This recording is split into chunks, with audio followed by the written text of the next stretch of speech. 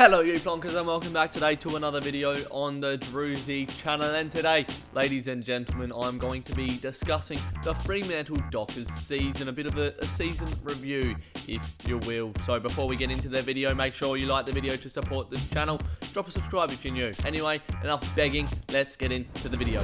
Fremantle finished 11th on the ladder this season, and it's probably about right, to be honest. I predicted us to finish in 11th in my AFL season predictions, which I'll be reviewing in the coming weeks after the grand final. But we didn't deserve to make the top 8, and we showed that just through inconsistency. And that's the one thing that held us back this season as a developing side, is inconsistency. Just the same players showing up every week, and then you've got like the other half that sort of show up when we play well and then disappear in other weeks. So I'm not going to single anyone out, but just consistency amongst the whole playing group, because you've got Brayshaw, Sarong, Mundy as consistent as they come every week. You've got players in the forward line like Matt Taberner kicking a couple goals every week. You know, reliable, consistent guys, but there's still some players who are just not up to standard, who need a lift next season if we are to make a top 8 push. Another thing which I think held us back this season was injuries, and it seems to be like that every season.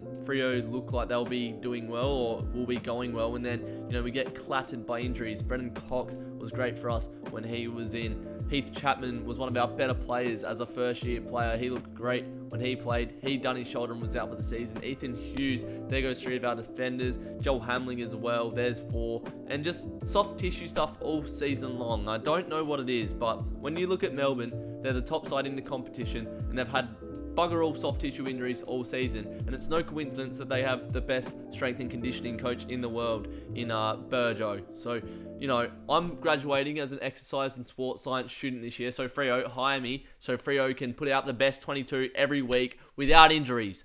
But no, it's just frustrating. Like Matt Taberner, he got injured. He was out for about, I don't know, 6 weeks when he started the season in really good form. Sam Switkowski seems to be in and out of the squad all the time, and when he plays, he's one of our best players.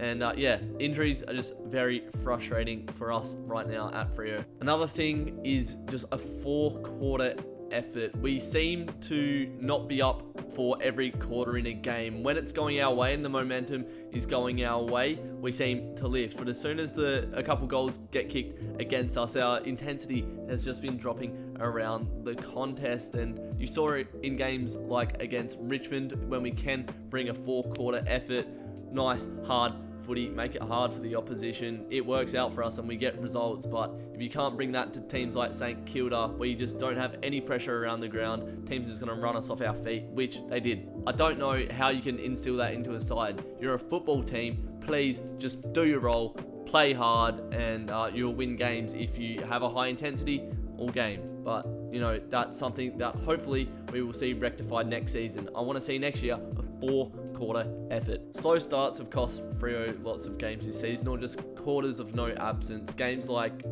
Brisbane away, games like Essendon where we could have won that game.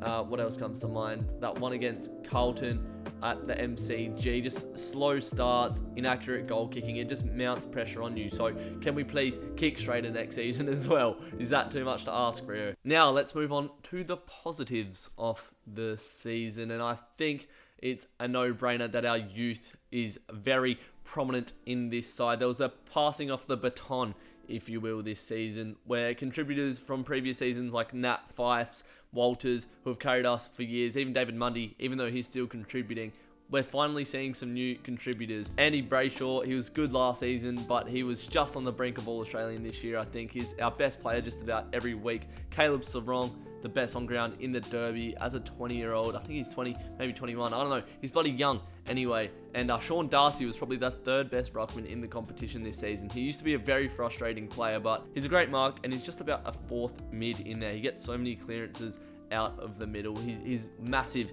big onions, big swaggio. So the youth is prominent. We've got guys like Heath Chapman who are going to come back. I'm keen to see how Nathan O'Driscoll goes, and we're going to have 2 more top 10 picks in this year's draft.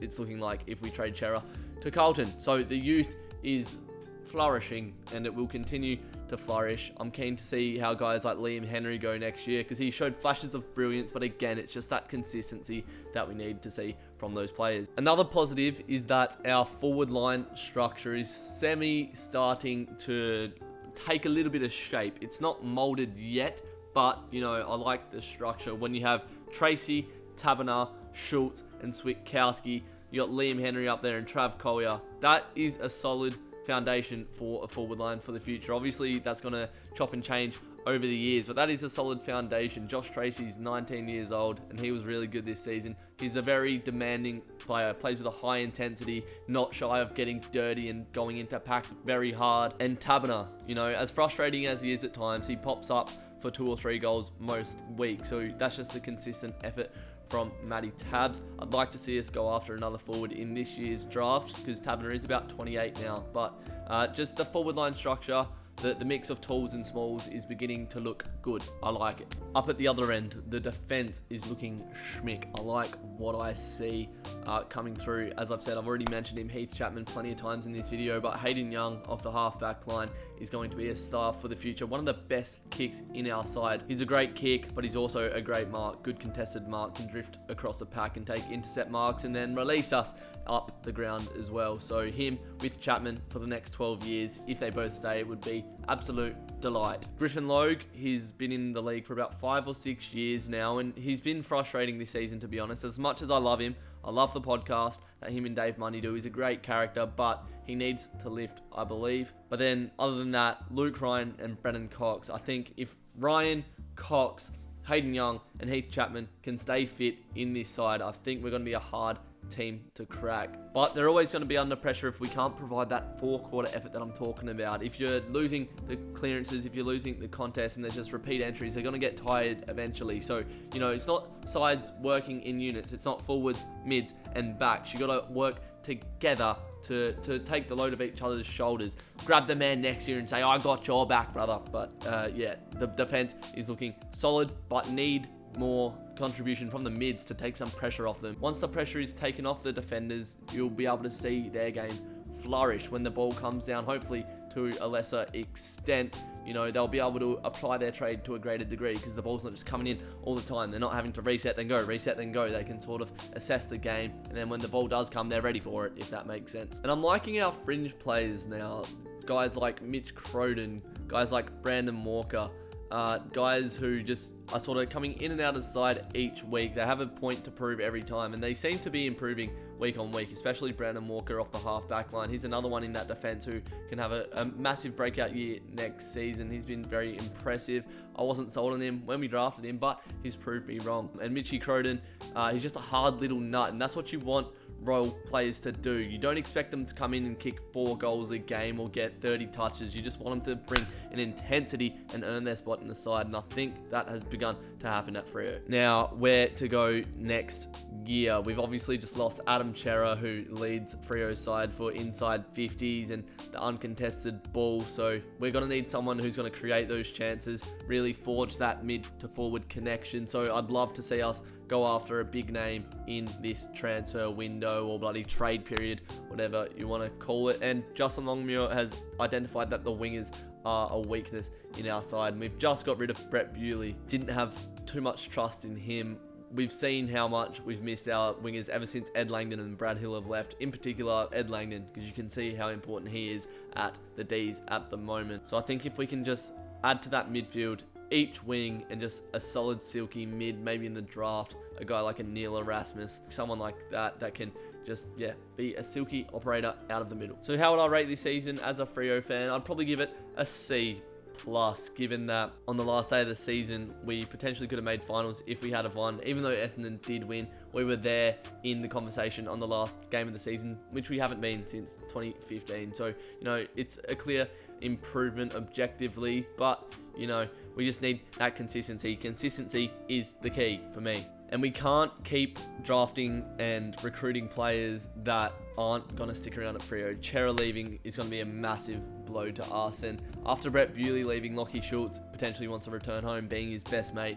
Lachie Schultz isn't happy, but he has been so good for us this season. He's as reliable as they come for a small forward. So we just need to draft and recruit players who we know are going to be invested in this Dockers future. Guys like Caleb Sarong and Andy Brayshaw have clearly bought in. We need some more guys like that. Nathan Fyfe's career is slowly coming to an end, and I just want to see him win a flag before the end of it. And I think we're about probably 4 years yet still away from contending.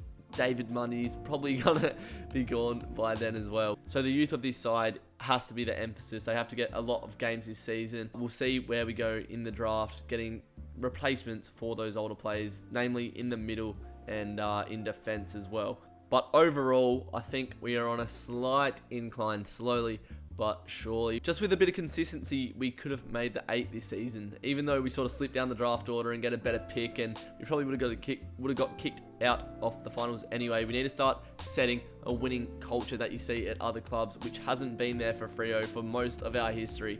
Start creating a winning culture that can play 4 quarters, and people don't want to come and play against the mighty Freo Dockers. Let's start to build something special with the youth that we have. Anyway, I'm done waffling for this video. I hope you guys enjoyed. Let me know your thoughts and your grades of Freo for this season. As I said, probably a C+ for me. But anyway, enough waffling. I'll let you get on with your day. Make sure you like the video if you enjoyed it. Make sure you subscribe if you're new, and I'll see you in the next video.